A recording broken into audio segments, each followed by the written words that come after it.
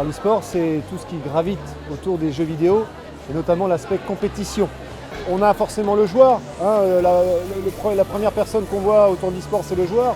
Mais à côté de ça, il faut savoir qu'on a le coach e-sport, on a le coach mental, on a le manager, on a le régisseur. Alors le régisseur, c'est celui qui va permettre une compétition sur une scène de se faire, tous les réglages, câblage, réseau et tout ça. On a aussi l'assembleur PC, le technicien, qui va répondre à une compétence purement technique de PC. On a également ce qui gravite autour de la communication, le community manager. On a celui qui filme, le caméraman.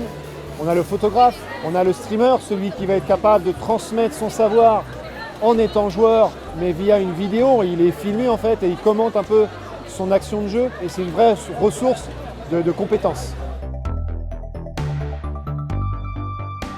Gagner sa vie, c'est, alors en tant que joueur, il y a le côté élitiste, donc on est d'accord que l'aspect joueur est peut-être le plus compliqué. Mais après, il existe plein d'écoles de formation qui permettent d'atteindre ces différents corps de métier que j'ai énumérés juste avant.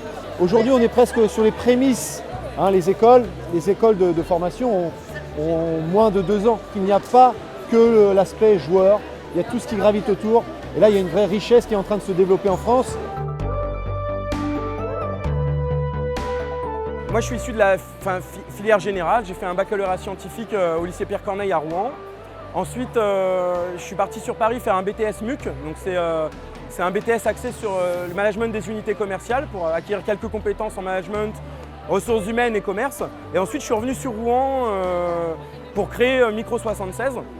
Donc, j'ai commencé dans le garage de mes parents. Je faisais de la réparation, je dépannais les voisins, etc. Les clients nous appelaient et en fait, moi, j'allais chez eux. Je faisais toute la partie diagnostic, réparation directement à leur domicile. De semaine en semaine, j'ai vu que ça intéressait vachement.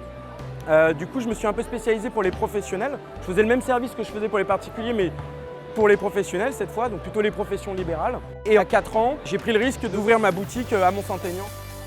Aujourd'hui, le e-sport est vraiment concentré sur le PC.